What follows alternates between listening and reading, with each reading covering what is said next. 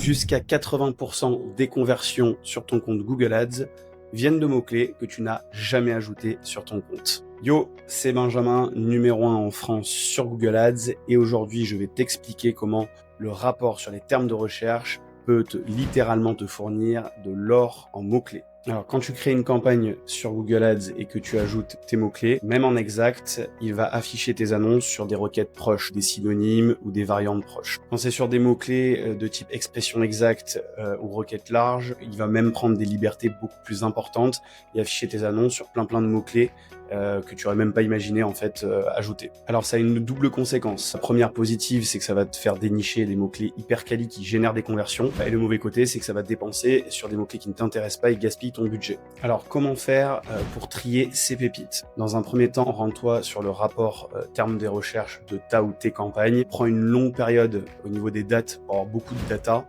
et exporte sur un Google Sheet. Là, trie ensuite tes mots-clés par nombre de conversions ou CA, donc valeur de conversion, pour avoir les meilleurs mots-clés. Tu peux d'ores et déjà supprimer tous les mots-clés qui ont très peu d'impressions ou très peu de clics qui ne sont pas intéressants. Repère toutes les requêtes intéressantes et rassemble-les par groupe homogène pour en faire des groupes d'annonces. Ou bien ajoute-les dans les groupes d'annonces existants de ta campagne si c'est pertinent. Dans tous les cas, je te conseille d'ajouter ces mots-clés en exact, puisque c'est des requêtes longue traîne la plupart du temps. Ensuite, inverse ton filtre et prends tous les mots-clés qui génèrent beaucoup de clics, beaucoup d'impressions, mais qui ne génèrent pas de conversion.